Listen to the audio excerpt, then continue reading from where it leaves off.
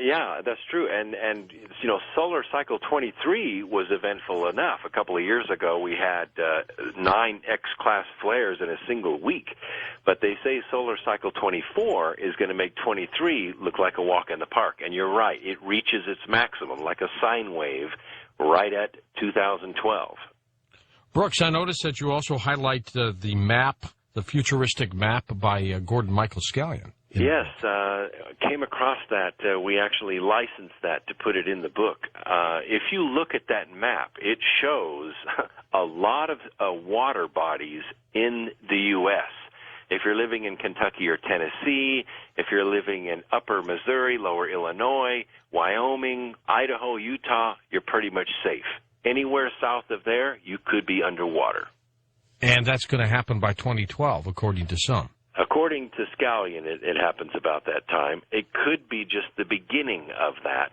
Of course, you realize that 90% of the population of the United States lives within 25 miles of a coast, and that includes the major rivers. So if that's the case, you chop off 25 miles of the outskirts of the United States, and you've lost 90% of the population. Next up, let's go to Ariana in Arizona. Hi there, Ari. Oh, wow. Hi, that's me. That's you. My granddaughter has your same name. Thank you. This is my very first time calling, and I used to listen to Coast years ago, and I haven't tuned in for a very long time, and this was just such a wonderful conversation to have heard. I feel so inspired. Something that I wanted to just, Brooks had mentioned, there's been talk about the ancients. Mm-hmm. And Yes. And basically, I'm putting together information right now for a book, and basically, oh, I'm so nervous. Oh, that's okay. Relax. You're I'm doing sitting well. down. You mentioned that there is a group of ancients here on Earth, and that they are awakening right now to bring a piece, sort of a puzzle piece, to mankind. And and I recognize myself as one of these. I had a very tremendous experience when I was 17 years old. I had a complete enlightenment where I actually stepped out of this dimension. Not sure where I went, but I was gone for a couple of hours. They Hindus call that a state of samadhi, or death. Uh-huh. Did And you feel at anyhow, that moment like yeah. you knew everything? Knew everything, completely merged. Yeah. I actually experienced my what I call my oversoul come down from above me, from a cord. Mm-hmm. You guys, I'm on. Go.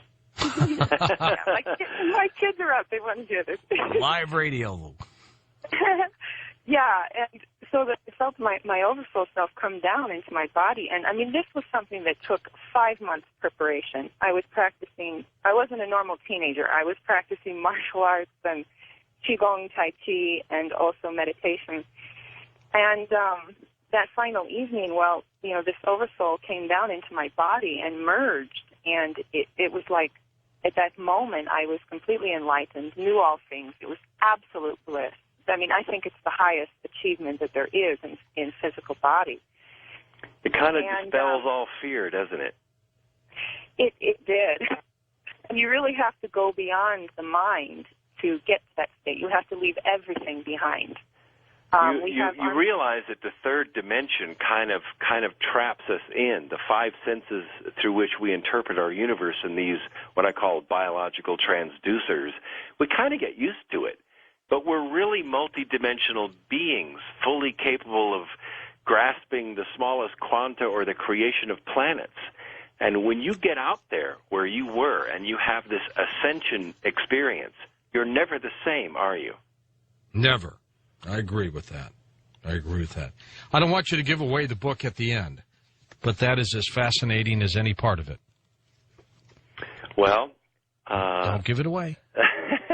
I won't give it away. I just want people to know that they are source, that they're not different than the universe. And when you get out there, when you start realizing that the knees we skin and the fingernails that we pound with a nail is only part of the experience of being here on Earth. You are, an explorer, aren't you?